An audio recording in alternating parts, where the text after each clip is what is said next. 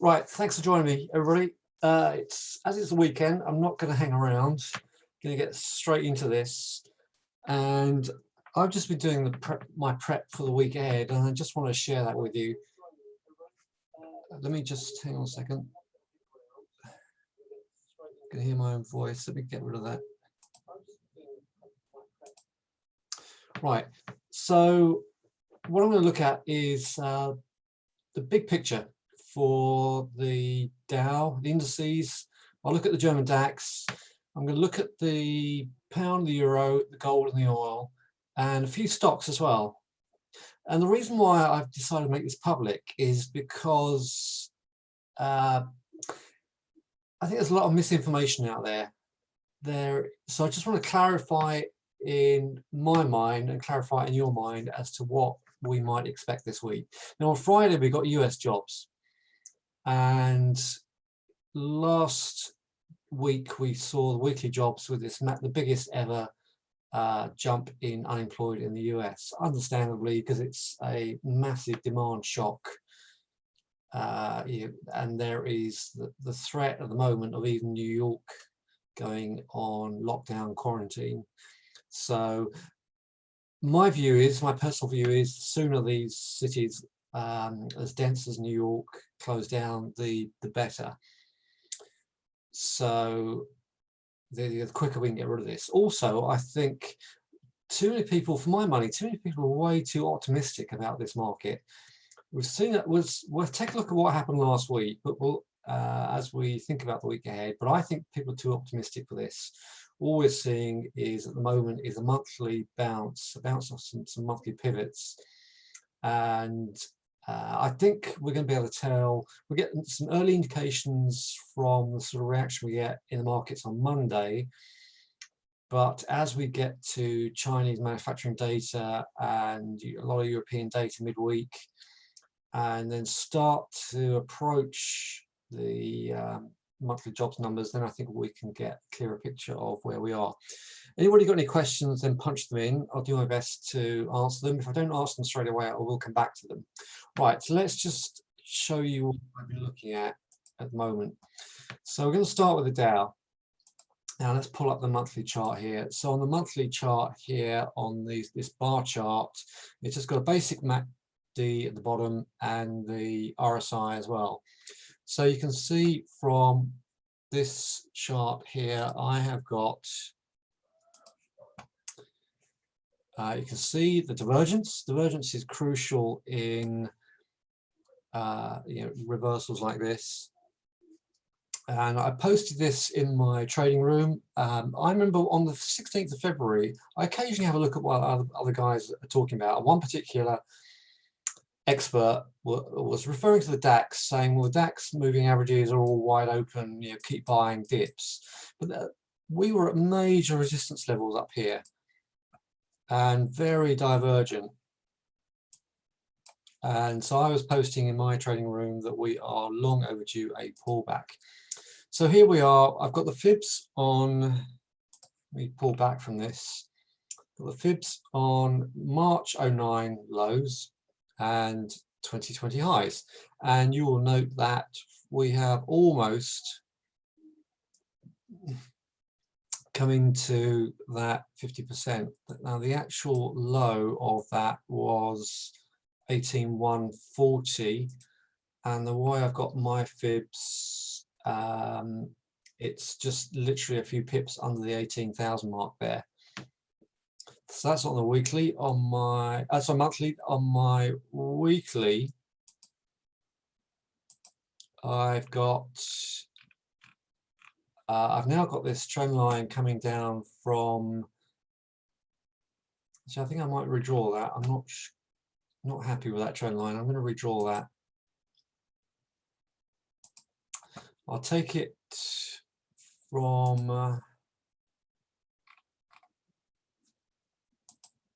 let me just, I want to make sure this is whatever I draw, I really insist on it being accurate. So let me just put this on the new low that we got there. Now you notice that one of the things that I notice, one of the things that you guys should notice, is that we have got just going to get my pen.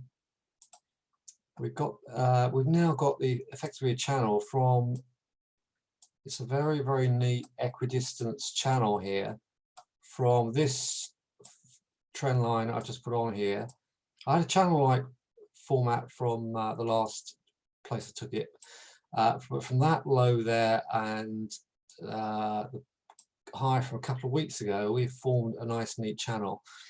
So if the bulls have got this, and we had decent lift off a monthly support last week, but we didn't close above this 50% on this particular chart. Now the fibs are done differently here, so I'll come to that in a minute. So despite that large effort on the part of the bulls, we did not close above, in fact we didn't quite even get to the previous week's high. And here we are closing, we closed at 21,547. There's a lovely short into the Friday close. Last 3 Fridays out of 4, we've seen very handsome 500 plus pip drops in the last 20 minutes. The exception was the date of the 14th. The Friday the 14th we did not drop. The 2 Fridays prior to that and last Friday we did very handsome drops. If you've got problems with the sound, you may have to log out and in again, Walid. But like I said, sound appears to be good. Right. Okay. So here we've formed this channel. Decent bounce off of the monthly support. Now on the daily support, this is the way I love to do my fibs on, and this is one of the most important area I've done the fibs. So I'm going to show you a really interesting analysis technique on the 4-hour in a minute. But before I get to that, let's just talk about these fibs. These fibs are on the 2019 highs and lows. They're ranged on the 2019 range. As is a habit I always do with my daily chart. Doesn't matter whether it's a stock, a currency, a metal. I like to see if the fibs are sticking to the previous year's range. And you'll note from this that we've got at the low, this is why I love it so much, because at the low we've got a 161 extension. Here's the 127, and this is the 2019 lows. So on Friday, all we did, well, the back end of last week, all we did was knock into 2019 lows. So the fact they're respecting this fibs, anybody who is not au fait with fibs really needs to get a complete grip with it, because it's important in my book that the fibs is the code of trading. So if you're not familiar with what these levels are, I'm sure you are, most people are. If you're not familiar with them, then do as much training as you possibly can on fibs. Okay, so the daily chart here is performing exactly as I would expect. Right, one other aspect before I talk about the 4-hour fibs, let's just go to Elliott Wave. And again, Elliott Wave and fibs are crucial to my trading.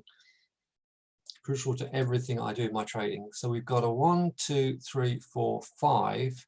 We've had an A wave correction. So it's a corrective wave at the moment, nothing more than that, which is what alarms me about some of the bullishness that I'm seeing amongst some people that are posting out there on videos. I'm just alarmed that a lot of people are talking about buying stocks. This is an environment for day trading or holding for short periods. To my way of thinking, this market has got a long way to go before it forms a bottom. So the way in which this market reacted on Friday, to me, suggests that this is a major level, and any push into this zone here from Thursday, Friday could see us come back to 20,885.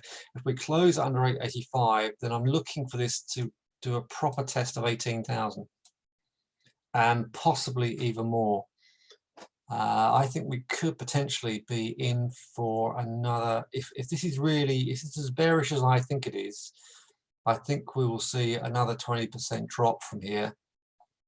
So so as we go into Monday, I am looking for, I'll come to specific levels for shorts in a minute, but I'm looking for this to fail and to see if we can first of all come into this support, and if we start closing underneath that support, then I think we can easily retest this and do a proper test of 18,000. Now normally with big numbers like 18,000, I normally expect the markets to come under here, and at this point, if we start to hold, then I'll get interested in some longer term holds.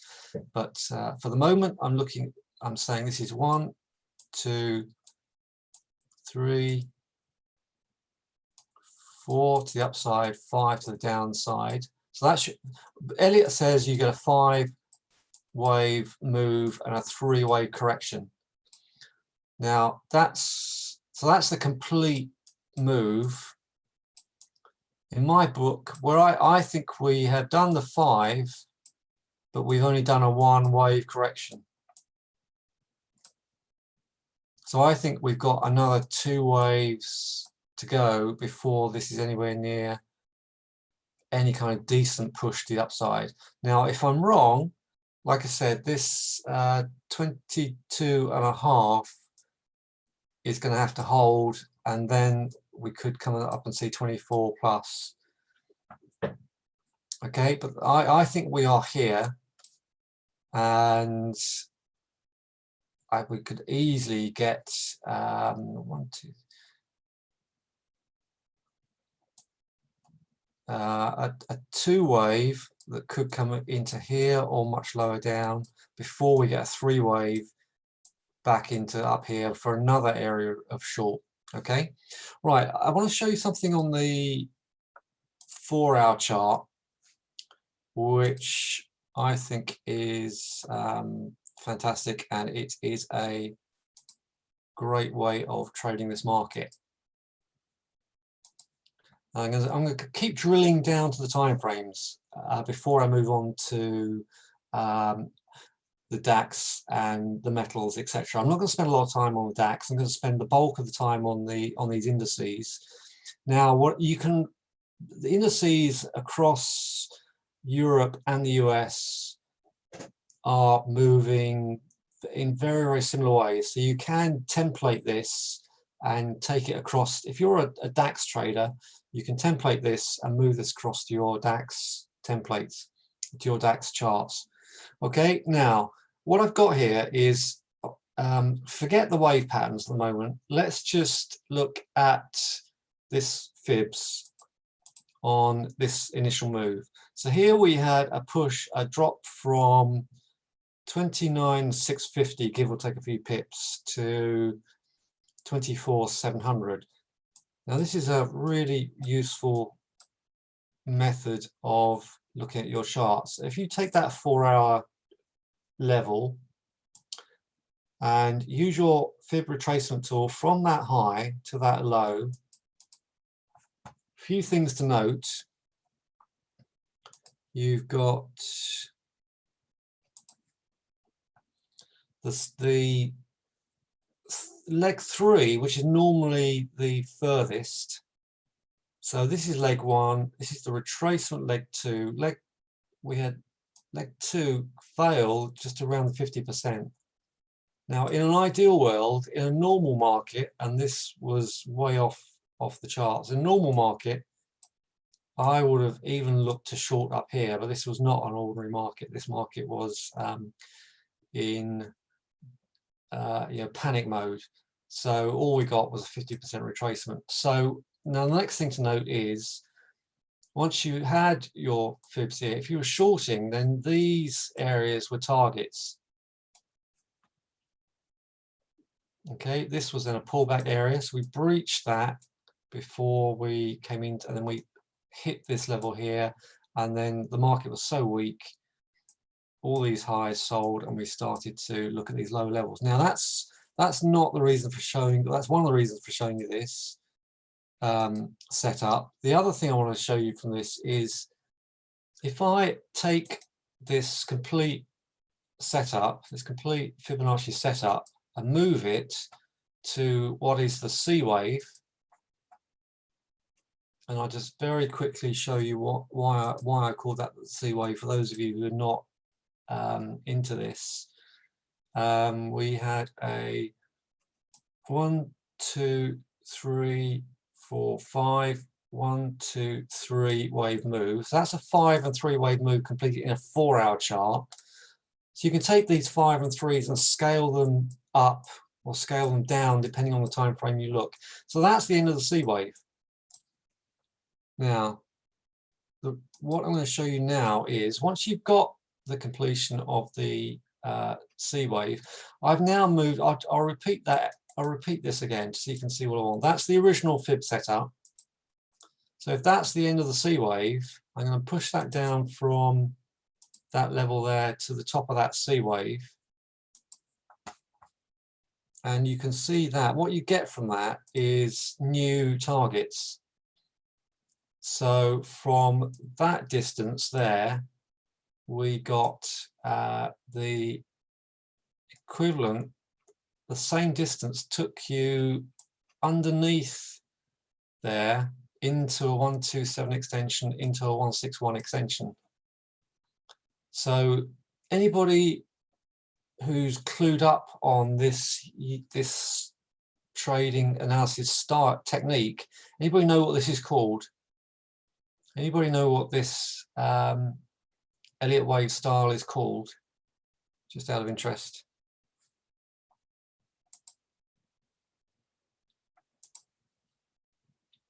Okay, I will tell you. No, I'm not getting any feedback, so nobody. It's called a pinball. It's pinball Elliott wave. So it's a way of projecting the extensions. You're projecting the extensions onto the next leg down. Okay, so what I'm now going to do is I'm going to take that one step further. So if that was our 5 and 3 wave correction, and that was the pinball Elliott wave there, let's look for another level. So we've got a 1, 2, 3, 4, 5, 1, 2, 3. So assuming for now, let's just assume that that is the end of the second 5 and 3 wave move. So we've had we potentially had 2 full moves on the Elliott wave. So if that's true, what I can now do is, if you're following this, you should know what I'm about to do. I'm going to drop that fibs on the 4-hour down to that C wave completion. Now, what does that prove? What does that show me? That shows me that if the market holds this, if we come into these levels here, if we come to Friday's highs and fail, or anywhere near the 22,000, anywhere near that zone, and we get a sell signal, we could wind our way back down to here, and if we really get bearish, we could come and see 16.5 and lower. Okay, so I've taken this, I've taken the original range from the first 5 and 3 wave move completed on the 28th of Feb. I dropped it to this level here on the 13th of March, and now I've potentially reset it for the 27th of March. Now, the other way you can use this, just if it doesn't drop, if I'm wrong, and we start closing above Friday's high, you could then use this for the extension levels. You can then project this and potentially buy this to see if you can get to 24,000 and 25.7. If you no, the short answer to that, well, it is no, I don't. If you Google it and do some research on this pinball, you'll see how other traders have applied it to completely different markets. Anyway, even if, let's assume for the moment, okay, let's be cynical. Let's say to ourselves that, okay, I've not used this before. It may work, but I'm not gonna trust it. You don't have to trust it, because the market's going to tell you if this is going to work or not. If this is going to work, we could potentially see a sell area in that level, or if we end up above 22,720, then start buying a pullback to 72.20 to see if you get to 24. So it doesn't matter whether you believe this to be viable or not. Whatever happens around this zone here in the early part of the week is potentially going to give you a big clue as to whether or not that's going to work. All right, now let's just go back to the bigger time frames a moment. Let's put that back on the daily. So that's my plan for Monday, to watch those levels there and to see if they are going to work. Now let's apply that to the DAX. Just out of interest, how many people in the room trade DAX?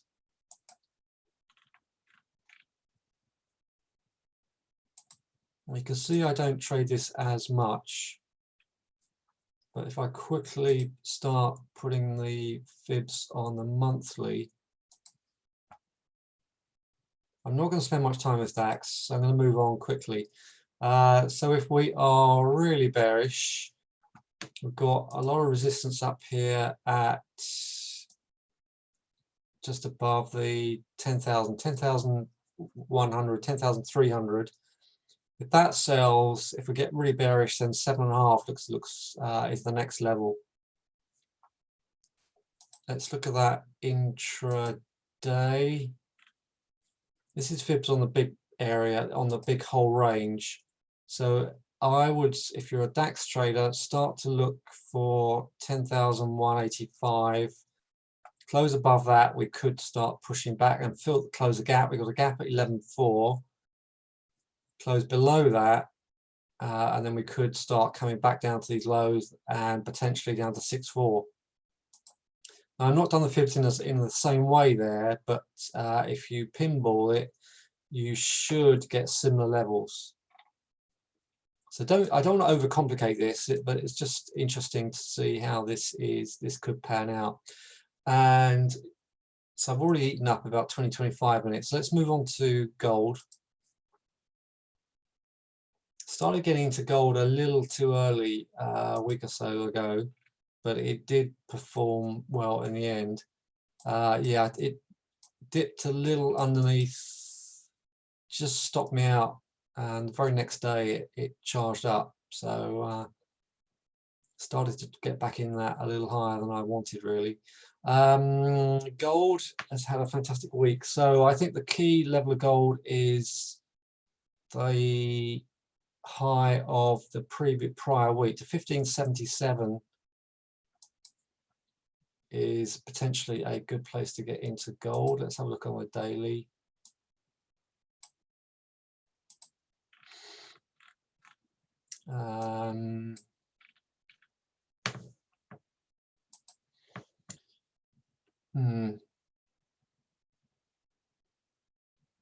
This is the 20-day average, by the way. Anybody interested in that daily average? That's the 20-day average. I think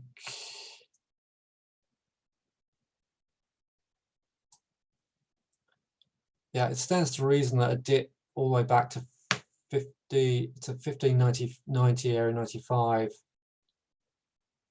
before we potentially do a push through. So we've now got that sort of pattern. So there's a decent bull flag, but I would be patient and try and get 1595 to see if that can push up. Yeah, I will look at silver because I like silver as well. Let's have a look at the, I'll go back to the weekly on this one.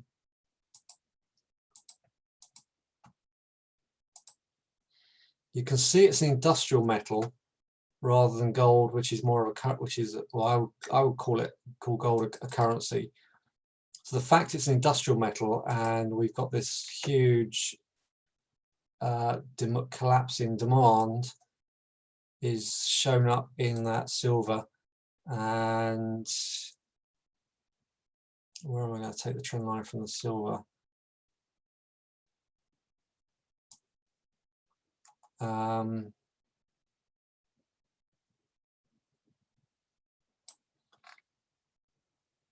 I'll just try and make that trend line much more accurate. Let's draw that as accurate as I possibly can.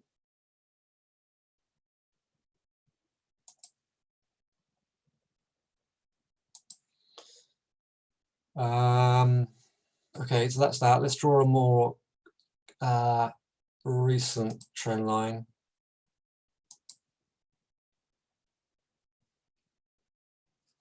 Okay, I'm going to pull that trend line away for the moment.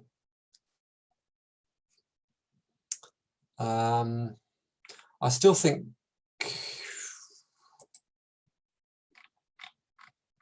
see, all we've done on the silver daily is we've not quite retraced the 20-day average. The 20-day average is the midline for the Bollinger Bands, which is why I like it. I don't think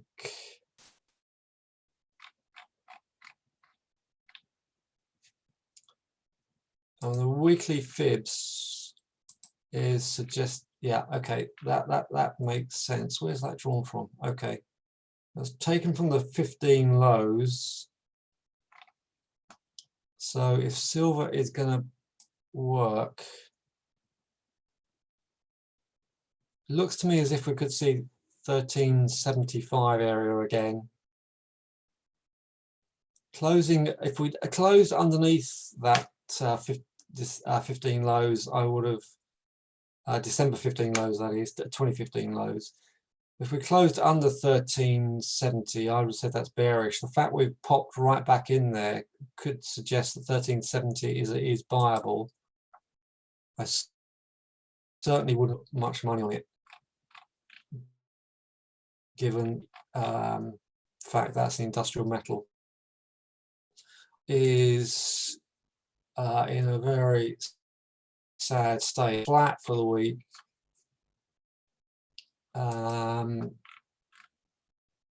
Oil has a big problem. I don't think the selling in oil is done yet. However, if we can hold this area here and start getting a higher close, we may come and test 28.30. But I would, for now, I would leave oil alone and back off from oil. And like I said, unless we close above 25, and that could see a test of 30.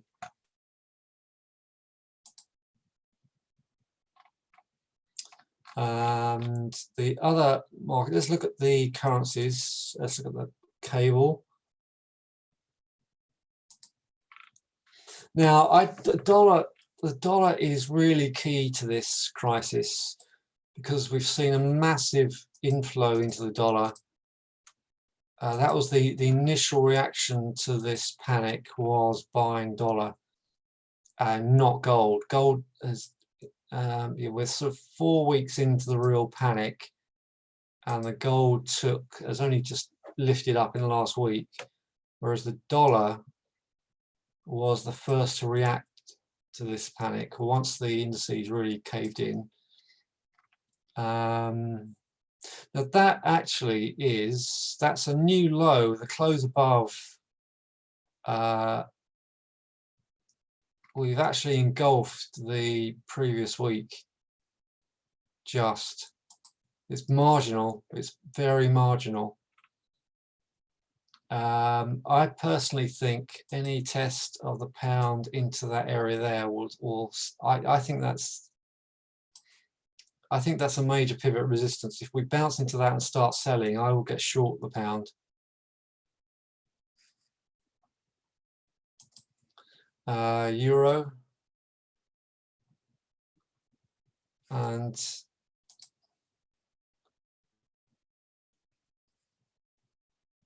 let's stick to the daily on this one.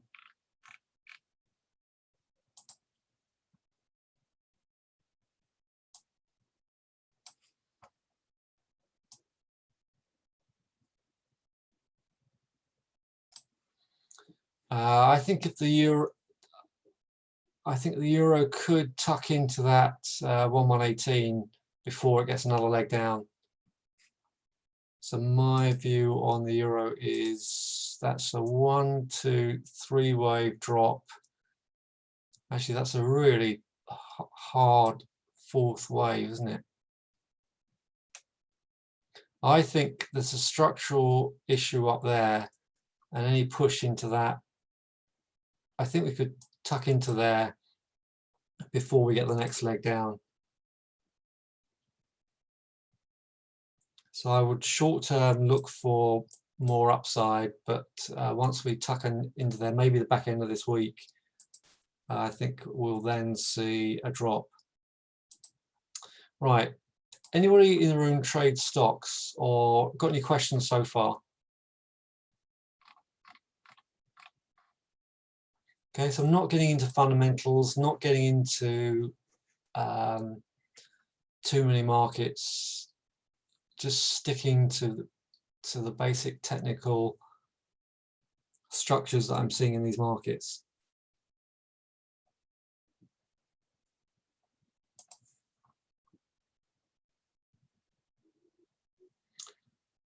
Okay, let's now go to Lloyd's.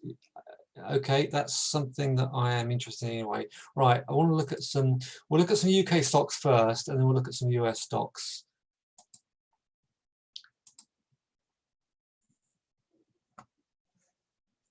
Now, I think the weekly, you can see I'm interested in this one because it's already laid out. I do need to update that. That is not up to date. Right, let's take this recent high and let's take this recent low. So we've come off the 127 extension,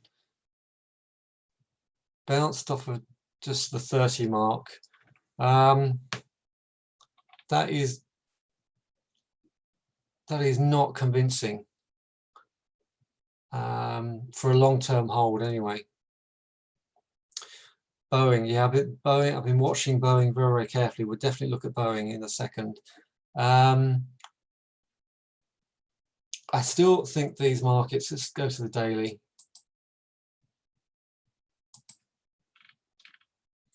Yeah, look how we're just coming into that. That's a bearish move heading into the 20-day average on the daily, sorry, and close lower on Friday. So I think any push into that 40 short term is going to get sold. I think we're going to potentially come and revisit 30. At which point, if we dip under 30 and then come back and hold, I'd be a buyer of Lloyd's. But I think that's going to come back, and like I said, potentially come into 28, 29. That's my theory. I'm going to keep a close eye on that, because I am interested in Lloyd's. The other one I'm interested in, keep shouting out any stocks. I'll come to the US in a minute. Let's look at Standard Chartered, because Standard Chartered likes a weak pound. This one favors a weak pound because of their international business. And so let's see. What am I going to take? I don't want to go too far back. I want to keep this a bit more sensible. Let's take that. No, that's not going to work. No, Okay, let's just stick to some fibs. Let's just fib the last range. See, to my way of thinking, this is relative strength. Now, this is a what do I mean by that? The fact we've not come down to these lows, I guess we breached these lows. No, I take that back. The fact we breached these lows, I take it back.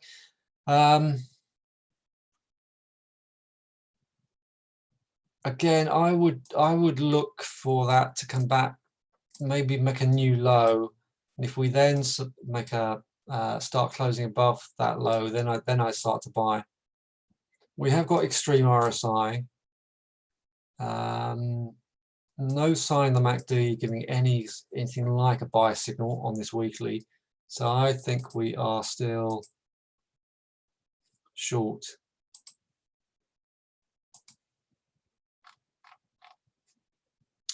And Fresnillo. Now, I think these lows were definitely buyable in this one. Still plenty of time for this. There's still plenty of time. I'm nowhere near a hurry to jump into these stocks.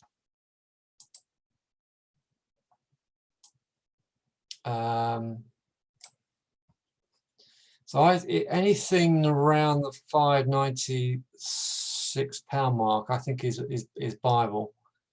That's a very decent performance over the last couple of weeks, and so I would be patient and see if we could get a retest of anything close to anything under 600. 630, sorry, 530, 550 might be a good one for that one. And now this is one I've been talking about in my trading room. I've been talking about selling this all back in the last year. Bricks and mortar, I know these guys got online business as well, but anybody's got a big commitment to bricks and mortar like Next was always vulnerable for my money, and that's why I had this alarmed and ready to short this one. I've been shorting bricks and mortar retailers for at least 3 or 4 years, at least. Macy's in the US was one of my favorites to short. I would wait, and I'm going to move that alarm now to, I'm going to attempt to, I'd be interested in getting short up there around about the 50% mark.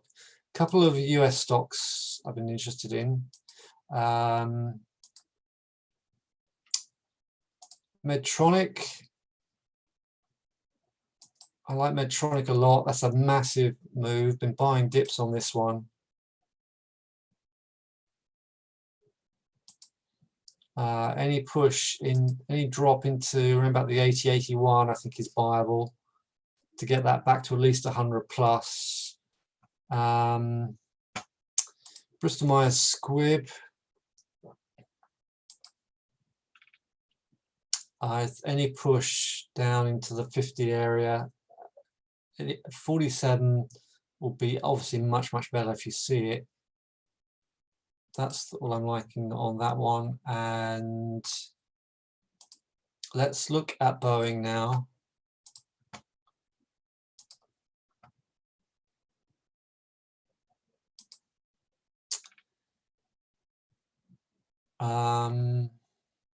I personally don't like it. I don't know what the latest is in terms of Boeing getting a bailout. I haven't followed this one enough to know what anybody who Anthony, who was it was buying Boeing? Yeah, what's the latest on the bailout on Boeing? I'm assuming they need a bailout. I don't know for sure. So we've broken up above a key area. If you're really bullish Boeing, you might see 120, 125.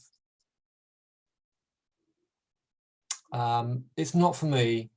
I think there are better stocks out there. But all it's done on the daily is moved into the 20-day average and closed lower. It's the biggest component of the Dow. That's the reason why I like it a lot. But some of the big bellwethers, they're all very similar trade chart patterns, aren't they? All the weeklies are bounced in line with obviously the indices, hence the indices bounce.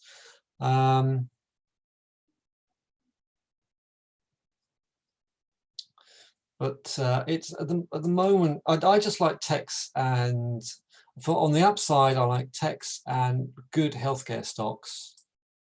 Not so much the biotechs. Biotechs always tend to do well tend to start to pick up midsummer.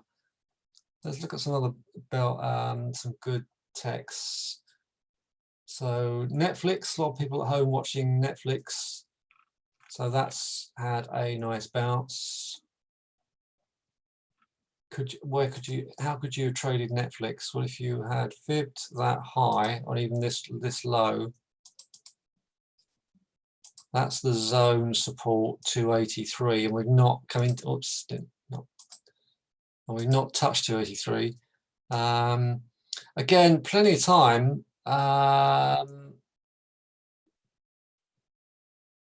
Might well come and see that 323. See, to my way of thinking, that Netflix is a much better buy than Boeing for me.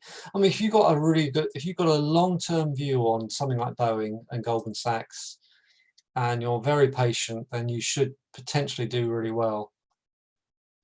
I just think it's going to be a bumpy ride, and who knows? Maybe they'll get some fantastic bailout, and they get the Max plane back in the air, and the share will skyrocket. Who knows? None of us know exactly where these charts are going to be this time next week, let alone this time tomorrow. Facebook is an obvious one.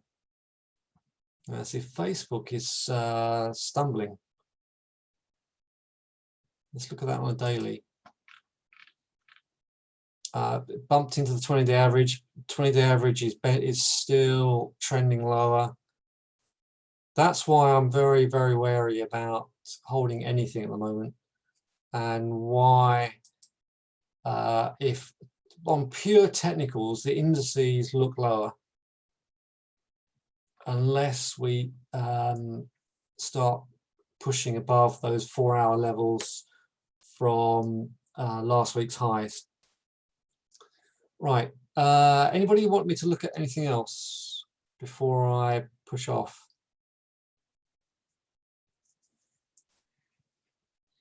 Okay, so I've got a handful of stocks. Let's look at Spotify.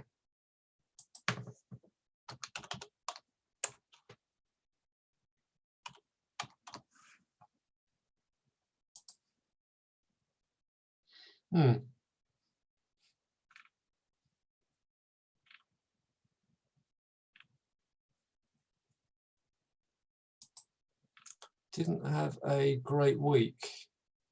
Plenty of scope to wait patiently for this one.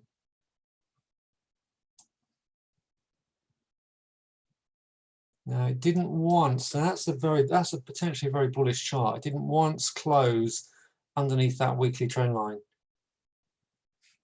So potentially on Spotify,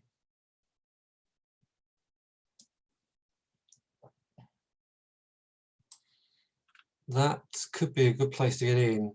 Around about the 115, 120 could be a good place to get in on Spotify, because if it then subsequently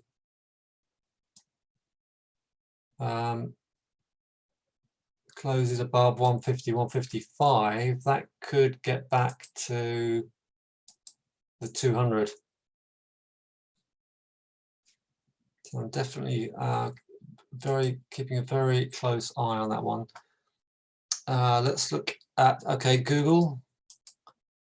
Apple is, of course, an obvious one that we should look at. I should have looked at that in the first place anyway. It's got such a cash mountain still.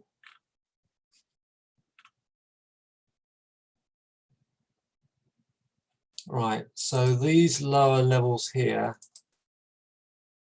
survived intact. So it never closed underneath that fib level. It came down there and closed higher on Monday the 23rd, last Monday. So looks potentially like a head and shoulders, a bullish head and shoulders. So we've got shoulder, head, shoulder. So any retest of this 240,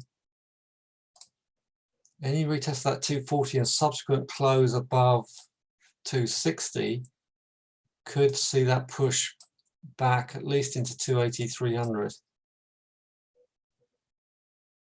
So keep an eye out for 239, 235, 239. And Tesla.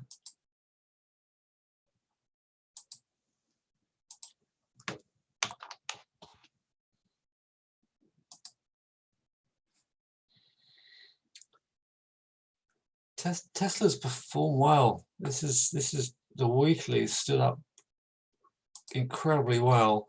I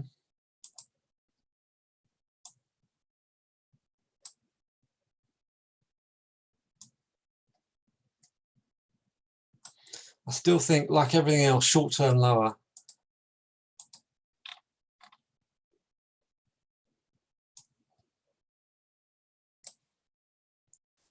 I mean, that's an impressive close.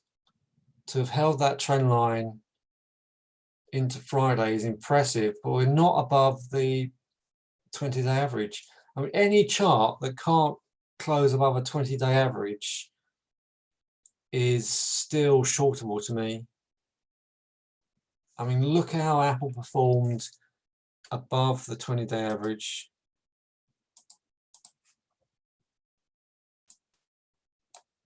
We dipped under the 20-day average here, but then once we started closing higher, we just trended up.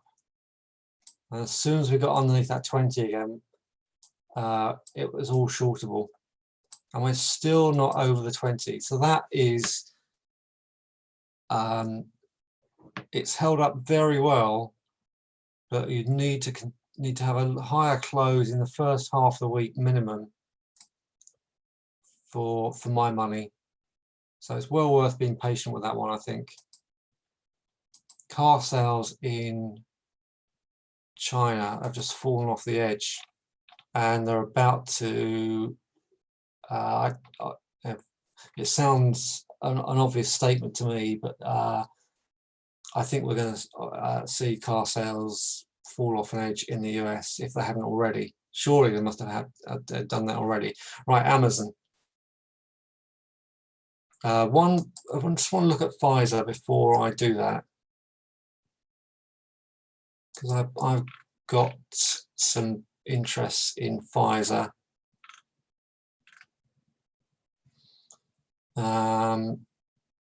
So the jury's out on this one. We could still, who knows, we could even come and see that 27 on Pfizer. Same story, bumped into the 20-day average and pulling away from the 20-day average. This is Pro Real Time. It's free if you have an account with IG Index, or you can go to prorealtime.com and pay a small fee for the data. Otherwise, if you want it free, you'll need to open an account with IG Index. There are a couple of other brokers who use it as well. Can't remember who they are, but go and have a look at their Pro Real Time's website and you will see. Amazon. Right, I'm just going to look at Amazon and then I'll finish up. I got something for you at the end, so hold on tight. Let me just go and find that.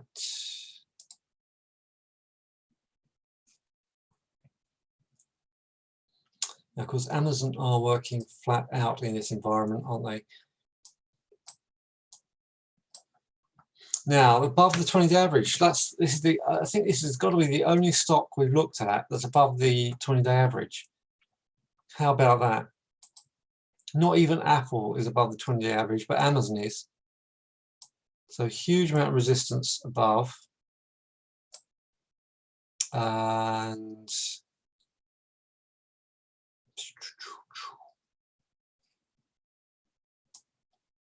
key support under there.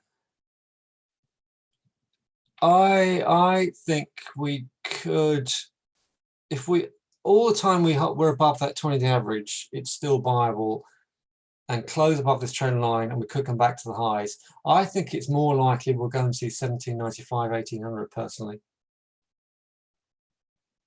Having said that, I'm going to track back now and see if that's the case. I think at the very least we'll come back into this apex that's at 1790, 1800, 18.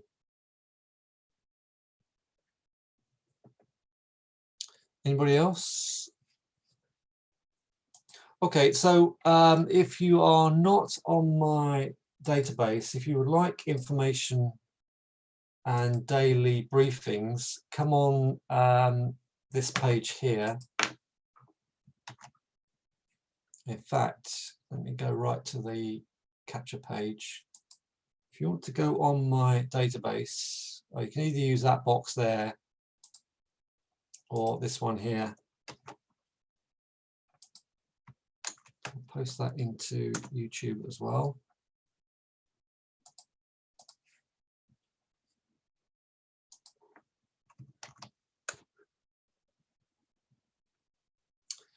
Right, and I'm going to be launching a very cheap newsletter this week. In fact, I'm going to launch it tomorrow. It's all prepared, and it's going to be a very modest, nominal few pounds a month. There'll be a free trial, and it's going to cover all the essential levels for the indices, gold and silver, and a few of my favorite stocks. Okay, so make sure you are on my database. If you received an email from me today, then you're on my database. If you haven't, then register and stay tuned. Right, last call for, yes, it is recording. We've done a very, very extensive recording bin, so I will get you a link to that. I believe you must be on my database bin, so I will send everybody a link to recording on the database. If not, register now, because we did a really I showed everybody a really good technique for working out what to expect from the Dow and the indices very early on. Something that works really, really well. If you are interested in day trading, anybody interested in day trading and wants to come in my live trading room, we are doing really well on the Dow. We're exploiting the Dow. I have been trading more of the ES, the S&P minis. If you want to day trade and join us in the live trading room, then have a look at Scalper School. And this will tell you all about what we do in the live trading room and alerts to your mobile. That's going really well. Looking forward to and looking to up the ante on that and expand that. Okay, so I'll send you a link to, well, you can find the link on, it's all on the website. You can find it all, it's all hooked up. I just realized I've sent links privately and not, I'll send links to the briefing on there. It's a bit crazy, isn't it?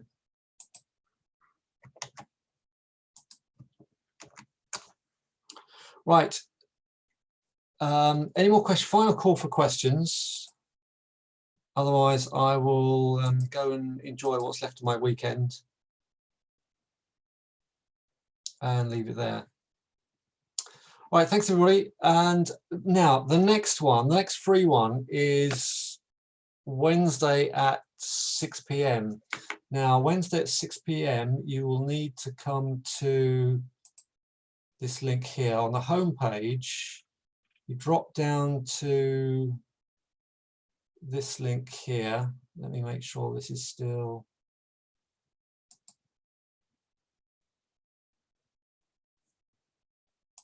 Right, if you want to join me for the updates on Wednesday, you need this link. Oh, I've done it privately again. Apologies. Right, that's the link for the Wednesday free session as well. Right, so thank you very much for joining me. I hope you enjoy that, guys. Any more questions, you can always email me. If you're interested in the newsletter, make sure you're all logged onto the newsletter, onto the briefings database there. Otherwise, enjoy what's left of your weekend and happy trading. Thanks, everybody. Bye for now.